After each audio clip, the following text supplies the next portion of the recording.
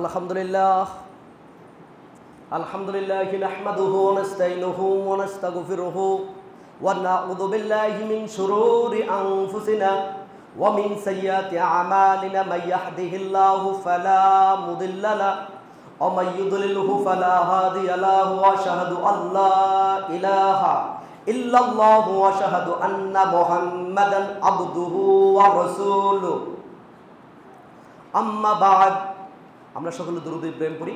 আল্লাহুম্মা সাল্লি আলা মুহাম্মাদ ওয়া আলা আলি মুহাম্মাদ কামা সাল্লাইতা আলা ইব্রাহিম ওয়া আলা আলি ইব্রাহিম ইন্নাকা হামিদুম মাজিদ। আল্লাহুম্মা বারিক আলা মুহাম্মাদ ওয়া আলা আলি মুহাম্মাদ কামা বারাকতা আলা ইব্রাহিম ওয়া আলা আলি ইব্রাহিম ইন্নাকা হামিদুম মাজিদ। এটা হচ্ছে রমাদান মাস, দোয়া কবুলের মাস। দোয়া কবুল হবেই হবে। আর এই জুমার সানি খুতবায় রাসূল সাল্লাল্লাহু আলাইহি সাল্লাম দেশ এবং দশের জন্য দোয়া করতেন। অতএব আমিও আপনাদের জন্য দোয়া করব। বিশেষ করে এই রমাদান মাস রহমতের মাস, বরকতের মাস, নাজাতের মাস, মাগফিরাতের মাস। এই মাসে বেশি বেশি করে দান সাদকা করবেন। এই মাসে বেশি বেশি করে ইবাদত করবেন। এই মাসে বেশি বেশি করে ইস্তেগফার করবেন। আল্লাহ সুবহানাহু ওয়া তাআলা কথা দিয়েছেন, রমাদান মাসে কোনো বান্দাকে জাহান্নামে নিক্ষেপ করা যাবে, অথচ জাহান্নাম থেকে মুক্তি দিয়ে তিনি জান্নাতে নিক্ষেপ করবেন। এই কথা বলেছে কে? অতএব আমরা আশা রেখে আমাদের অতীত জীবনের অন্যায় পাপকে স্মরণ করে আল্লাহর কাছে বেশি বেশি কান্না করতে পারি। আল্লাহ আমাদের কান্নাগুলো কবুল করুন, বলুন আমিন। এই রমাদান মাসে আমাদের দান সদকা আল্লাহ কবুল করুন, বলুন আমিন। এই রমাদান মাসে আমরা অনেকে বিভিন্ন জায়গায় বিভিন্ন দান সৎকার ব্যাপারে ওয়াদাবদ্ধ হয়েছিলাম। আমরা আমাদের ওয়াদা পূর্ণ করতে পারি, আল্লাহ আমাদেরকে সে তৌফিক দান করুন, বলুন আমিন। বেশ করে আমরা অনেকে আমাদের সাথে কমিটমেন্ট দিয়েছেন, ওয়াদাবদ্ধ হয়েছেন, আমাদের মসজিদে এসি লাগানো হবে, যে আপনারা রমাদান মাসে এসিগুলো দিয়ে দিবেন। অতএব আপনাদের প্রতি আমার উদাত্ত আহ্বান, যারা ওয়াদাবদ্ধ হয়েছেন পুঙ্খানুভাবে আপনি আপনার ওয়াদা রক্ষা করার চেষ্টা করবেন, আল্লাহ কবুল করুন, বলুন আমিন। তার মধ্য থেকে আমাদের সুপরিচিত কাকা আব্দুল খালেক কাকা ওয়াদাবদ্ধ হয়েছিলেন আমাদের সাথে, আমাদের মসজিদে একটা এসি দান করবে। যে আলহামদুলিল্লাহ একটা এসির নির্ধারিত মূল্য আমাদের হাতে দিয়েছেন, আল্লাহ তার দানকে কবুল করুন, বলুন আমিন।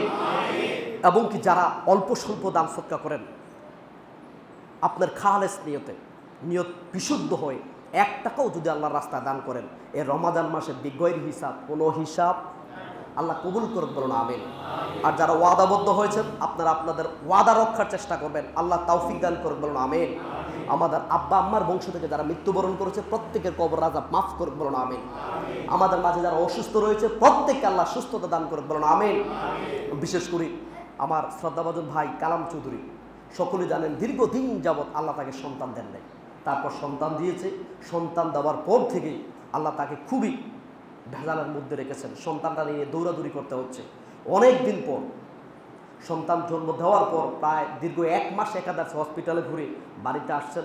আসার পরও তার সন্তানরা স্বাভাবিক অবস্থায় ফিরে আসতে পারেনি, আবারই অসুস্থতা দেখা দিয়েছে।